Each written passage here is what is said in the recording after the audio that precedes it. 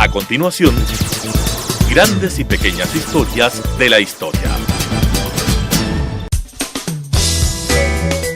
Clasificación A. Apto para todo público.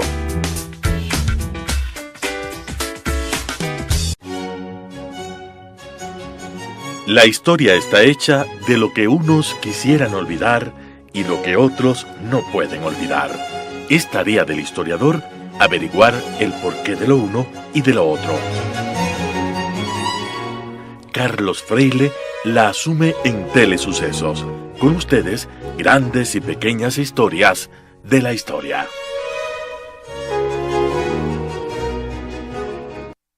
Estimados amigos de TV Sucesos y Radio Sucesos, les saluda Carlos Freile.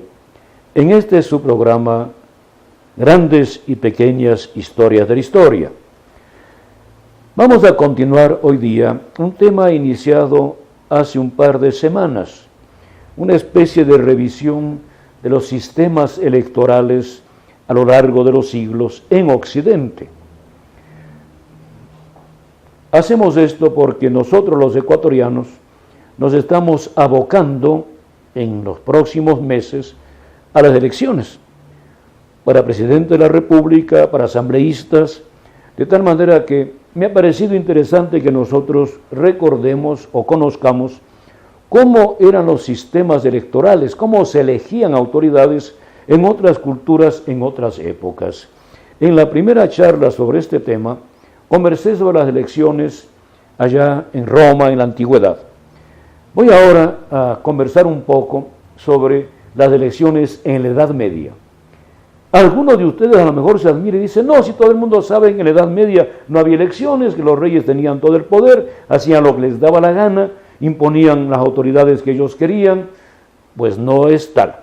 La Edad Media también tiene todo un proceso muy largo, no se olviden que son más de 1000 años, de tal manera que mucho pudo cambiar y mucho pudo mejorar y empeorar a lo largo de esos 1000 años, por un lado.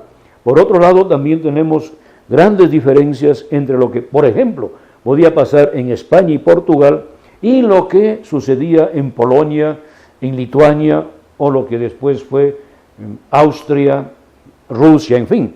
De tal manera que nosotros sí podemos, de alguna manera, hablar. No voy a agotar todo el tema de cómo se daban las elecciones en Europa en la Edad Media. No, voy a tomar solamente la Europa occidental, y de la Europa occidental tomaré 2 puntos. Primero, las elecciones monacales, luego las elecciones en los municipios y alguna cosa más. ¿Por qué voy a comenzar por las elecciones monacales? Porque varios autores, entre ellos un especialista de renombre universal, de los más connotados historiadores sobre Edad Media, Leo Moulin, nos dice que las elecciones en los monasterios tienen mucho que ver con lo que pasará después en las elecciones en el ámbito civil, seglar o laico. Por eso vamos a hablar de las elecciones entre los monjes, no solo porque son un ejemplo, son un aviso, si ustedes quieren, de lo que va a pasar después. Son un modelo desconocido. Yo estoy convencido, queridos amigos, que salvo tal vez un par de especialistas, que no sé si tengan la bondad de escucharme, la gran mayoría de quienes tienen la bondad de escucharme, desconocerán esto que tiene que ver con los monjes y su sistema de elegir autoridades. Comencemos también delimitando un poco más este marco referencial. No vamos a hablar de todos los monjes, no. Vamos a hablar de los monjes benedictinos y luego de alguna de sus ramas, de algunos de sus derivados. Porque en el mundo antiguo, en la iglesia antigua, hubo varios sistemas monacales, algunos con nombres propios específicos, los cenobios, por ejemplo, o los anacoretas, cenobitas, anacoretas, etc. Y la palabra monje pasó a significar después algo especial. Y tenían sus normas especiales. Voy a hablar ahora yo justamente de una norma que regulaba, la palabra regular viene de esto, de la regula, ¿no?, de los monjes, de la regla que regía la vida de los monjes en las diferentes comunidades monacales. Me refiero de manera específica a los monjes benedictinos fundados, como su nombre lo indica, por San Benito, Benedictus en latín, en el siglo VI. Lo primero que tengo que indicar, afirmar y subrayar es que los monjes vivían una vida regida por una norma, regida por algo que se llama regla, o también se llama a veces, nótese la palabra, constituciones, aquello que constituye la base de la vida del monje.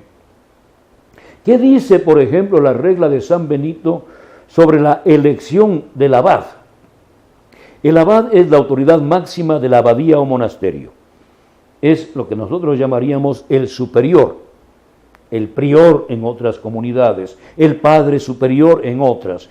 En el mundo de los monjes se llama abad, que viene de la palabra abba, padre, porque el abad es el padre de la comunidad. Se considera que la comunidad monacal es una familia. Bien, en el artículo 64, en el capítulo 64 de la regla de San Benito, se lee, traduzco: sea puesto como abad aquel a quien o toda la congregación, toda la comunidad, hay electo abad unánimamente o por mayoría. Aquí tenemos ya la primera norma. El abad sale de la voluntad de los monjes. Es la comunidad de todos los monjes la que elige. Digo monjes, porque hay también otros habitantes del monasterio que no eligen porque no son monjes. No tienen ni todos los derechos ni todos los deberes de los monjes. Pero esa es otra historia. La comunidad elige al abad. Hay dos maneras: o por unanimidad, todos los monjes con derecho a elegir eligen a uno que tiene derecho a ser elegido, o por mayoría, que puede ser absoluta o puede ser relativa. Estas normas se van dando poco a poco a lo largo de los años. Entonces, en primer lugar tenemos nosotros elecciones democráticas. No son las primeras elecciones democráticas de la historia. Ya sabemos que también había elecciones democráticas con las limitaciones propias de las épocas, de las culturas, en Grecia, en Atenas, en Roma. Estamos de acuerdo. Pero sí son estas elecciones democráticas, de las cuales vendrán después otras en la posteridad. Y esto es necesario recalcarlo. ¿Cómo se llamaban estas reuniones de los monjes? No solo para elegir al abad, además hay otras autoridades, ¿no? No solo para elegir al abad, sino también para discutir, conversar sobre la marcha del monasterio y, en ciertos casos, lo veremos, de varios monasterios. Se llamaban parlamentos, parliamenta en latín plural, parliamentum en singular, lugar donde se reúnen los monjes para conversar. El famoso Parlamento inglés, 1216, hace 800 años, tiene su origen en los parlamenta monacales. Que esto no nos cuenten ciertos historiadores ingleses ya no es asunto nuestro, pero debemos recalcar, el Parlamento inglés es una derivación natural del Parlamento de los monjes. En este Parlamento de los monjes, lógicamente, para poder elegir en orden al abad, se elabora un reglamento electoral. Con el paso del tiempo, con la experiencia, los monjes van viendo una serie de circunstancias que se presentan en la vida práctica. Por eso hay que elaborar un código. Por ejemplo, ¿será indispensable que haya mayoría absoluta o bastará mayoría relativa? ¿Será indispensable que haya unanimidad o no? Eso discuten los monjes justamente en los parlamentos monacales para propiciar una mejor marcha de la orden. A veces también surge otra eventualidad. No ha salido elegido con mayoría o absoluta o relativa de acuerdo con las circunstancias, las normas, etcétera, ningún monje. Entonces se recurre a la segunda vuelta, o balotaje o balotage, que dicen también los europeos. ¿Qué normas tendrá que darse en esta segunda vuelta? Las primeras 2 mayorías alcanzadas antes, y si hay 3 que tienen el mismo número de votos, ¿qué se hace? Entonces, todo esto se discute para poder elegir ya de manera clara a quién va a ser el futuro abad. Vamos a hacer ahora la primera pausa, queridos amigos, para después seguir conversando sobre estos temas. Grandes y pequeñas historias de la historia.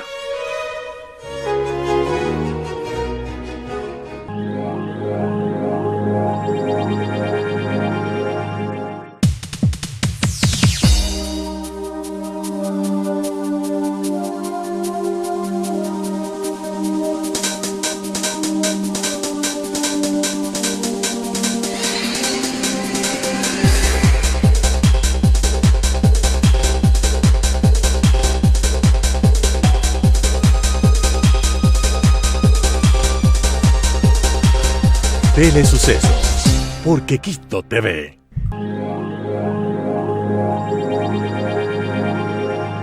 Grandes y pequeñas historias de la historia. Estimados amigos de TV Sucesos y Radio Sucesos, están ustedes con Carlos Freile en este su programa Grandes y pequeñas historias de la historia, comentando ahora los procesos electorales.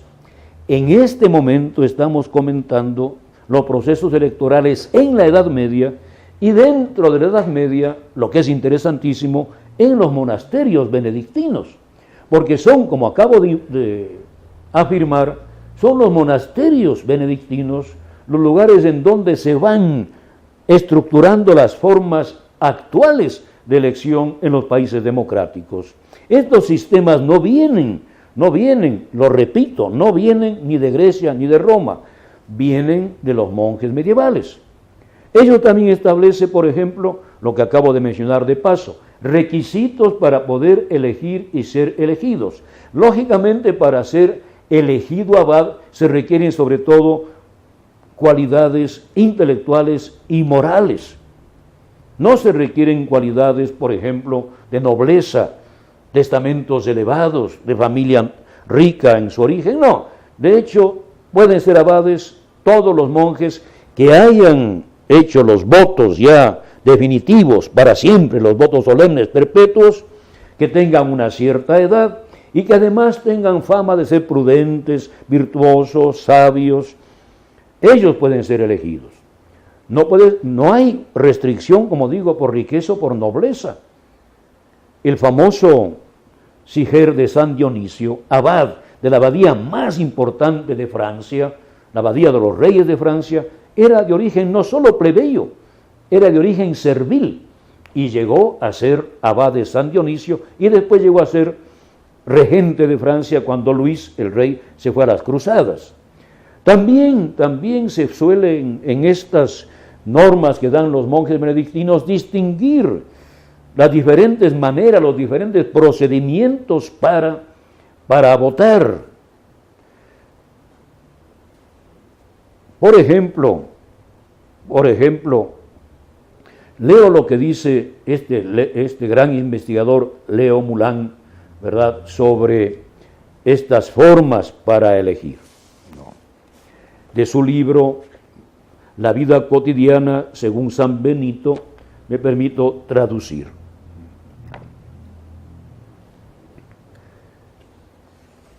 En primer lugar, se van reafirmando, se van afinando todas las técnicas que todavía hoy se usan en las elecciones.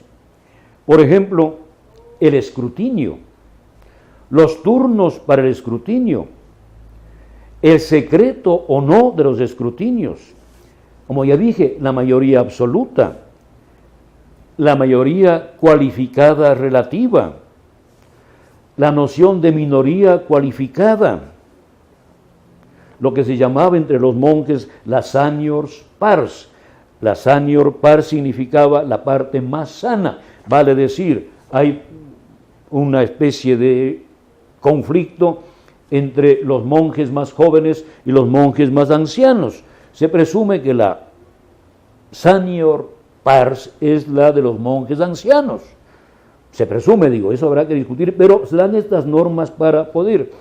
La mayoría mayor et sanior, mayor o más sana. La técnica más empleada, nos dice Leo Mulán, en el medioevo, era lo del compromisum. ¿Esto qué significa? También se llamaba asamblea arbitraria, no porque se tomara las decisiones de manera arbitraria en nuestro sentido actual, sino porque se iba arbitrando medios para encontrar el camino de salida. Se estaba buscando arbitrios para salir de los problemas, de las dificultades, de los estancamientos. Porque a veces, ¿qué es lo que sucedía? Había asambleas demasiado numerosas, en las cuales por consiguiente era en la práctica imposible que todos participasen en la discusión. Había un peso demasiado grande para poder escuchar a todos. Esto está en los documentos de la época, ¿no? Labortante deliberaciones, irritus et inanis, es algo que no es útil, que no trae provecho. Entonces es mejor ver formas de que hablen algunos delegados en representación de otros, antes se hayan reunido, etcétera, para de esta manera, agilitar las elecciones. No. También las prácticas electorales, las prácticas deliberativas de nuestro mundo moderno, dice Leo Mulán, vienen de esa época, no de la antigüedad griega o romana, no vienen de la antigüedad griega o latina. Nosotros leemos en los libros y escuchamos en las aulas de clase que nuestra democracia viene de Grecia. Yo les invito a ustedes muy comedidamente, queridos amigos, que vayan y revisen los sistemas democráticos que había en Atenas y vayan a ver si se parecen a nuestros sistemas actuales. Mucho más se parecen los sistemas de los monjes y de otra institución que veremos más tarde en este mismo programa. Leo Mulán dice, durante mucho tiempo se creyó que había sido así, que nuestras instituciones democráticas actuales, nuestro sistema, nuestros procedimientos venían de Grecia o venían de Roma. Algo viene, tampoco seamos radicales, algo viene, pero la herencia directa de donde toma, por ejemplo, el Parlamento inglés, el sistema que ellos tienen, y nuestros congresos posteriores, viene de la Edad Media. Vamos también a hablar de esto, ampliar un poco más. Porque también vamos a hablar un poco más tarde, no solamente de los monjes, sino también de los municipios, de los cabildos, de eso que se llamaba en la Edad Media las comunas. Ya viene la palabra comunidad, la comuna que todavía se usa en nuestro país. Ya viene también comunismo por otras razones, ¿verdad? Entonces, dice Leo Mulán que los nuevos sistemas modernos vienen sobre todo de los órdenes religiosos y también de las comunidades municipales, las cuales a su vez también se inspiraron en las órdenes religiosas, de tal manera que de ahí viene. Y aquí hay un dato interesantísimo, un dato que es raro, ¿verdad?, que nosotros a veces nos vamos a admirar. La única, dice Leo Mulán, la única técnica electoral, no, y este es un hecho curioso, dice Leo Mulán, que no viene del mundo clerical, es la del cónclave. El cónclave fue inventado, aunque parezca raro, por los municipios italianos. Encerrar a los electores bajo llave hasta que no elijan a la autoridad. Eso viene de las comunas municipales italianas y no de las reuniones de cardenales como se piensa. Los cardenales después, mejor dicho, el pueblo romano después imita lo que hacían ciertos municipios y cierra con llave la sala donde están los cardenales hasta que no elijan papa. Como ustedes ven, queridos amigos, hay muchos elementos que nosotros no conocemos, ¿verdad? ¿Cuáles son estas formas que ellos tenían para votar? También voy a leer aquí, ¿verdad?, de Leo Mulán, para no olvidarme nada, para no saltarme nada, ¿verdad? Había, por ejemplo, lo que se llama el escrutinio. En latín, la palabra scrutare significaba también investigar, buscar. ¿Por qué razón? Porque a veces se hacían los escrutinios de la siguiente manera. El monje daba su voto en voz baja al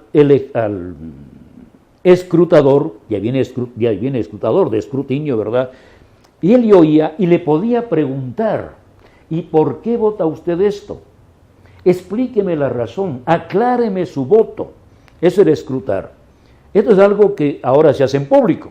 En esa época se hacía, como digo, en privado. Por eso se hablaba de un escrutinio hecho de la boca al oído. De la boca al oído.